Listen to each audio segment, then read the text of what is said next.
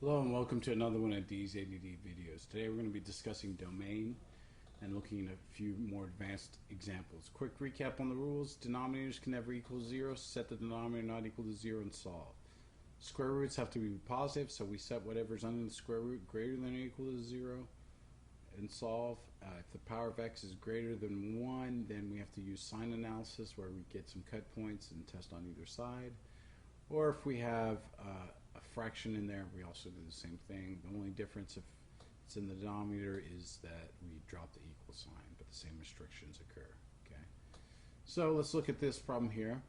Now, first glance, you might be saying, "Oh, sign analysis," but notice that this fraction or the square root only goes on the numerator of the fraction, not on both the top and the bottom.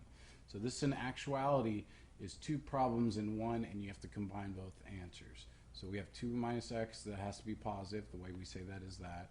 If you want to add the x to both sides, that's fine. Let's say you didn't see that, and you divide by the negative. Don't forget to change your direction of the inequality. Either way, you should end up with that as part of your answer. And then the other part is that the bottom cannot equal 0. So we get that x plus 5, x minus 5, because it's a difference of two squares. And then you're going to get x cannot equal plus or minus 5.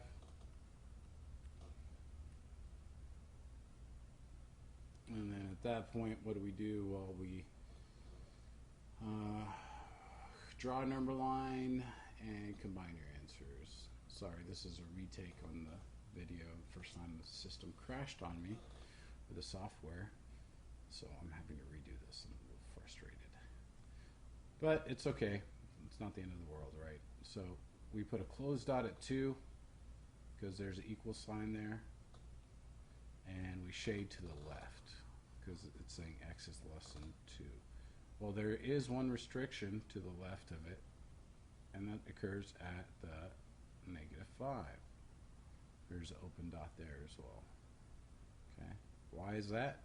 Because of this little gem right there. So if we combine both answers, note that the positive 5 is not even part of your region of interest.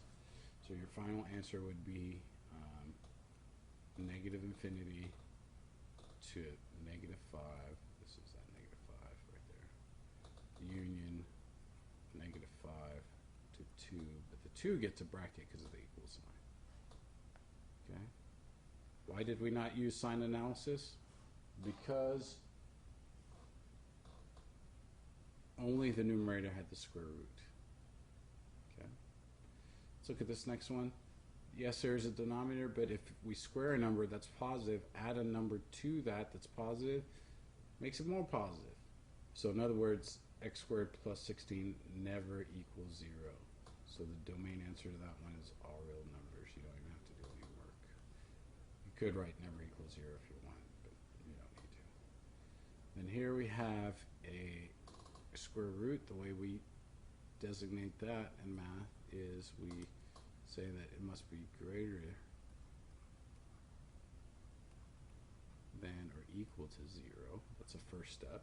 And now we've changed the domain question into what? An inequality question. And if you remember, whenever your inequalities have a power of x greater than 1 and one of those inequalities there, you have to use sign analysis. So we factor it.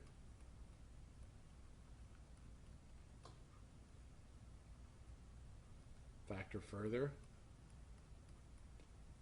Oops, no, that needs to be a -6, sorry. Yes, you could do by grouping. In this case, it's really not necessary. Unless you're trying to practice it, which by all means practice. Either way, you should end up with this as an answer. Draw your number line. Everybody gets a closed dot for this one.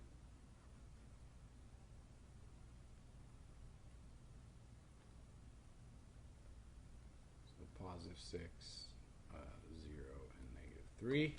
If I plug in a -4, that's a negative, that's a negative, that's a negative. So 3 negatives give me negative. -1 gives me negative, negative, and a positive. So it's a positive. Positive 1 gives me a positive, negative, and a positive. It's a negative. And then 7 gives me a positive. So this is asking for where it was positive. So your final answer would be, see if I can squeeze it in here, -3 to 0, bracket, bracket, union 6 to infinity. Bracket for the 6 only.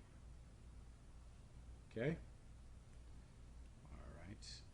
On this next one, you would just write all real numbers. There's no denominators. There's no square roots. You might say this is a denominator. Well, that's a denominator with no x's. You need a variable there for it to be a problem. And then here, finally, we have a fraction. So we set whatever's underneath the radical. Notice the whole fraction is in the radical. So you set it greater than or equal to 0. And then you're going to get 2 cut points of -2. You set x plus 2 equal to 0. And then 3x minus 9.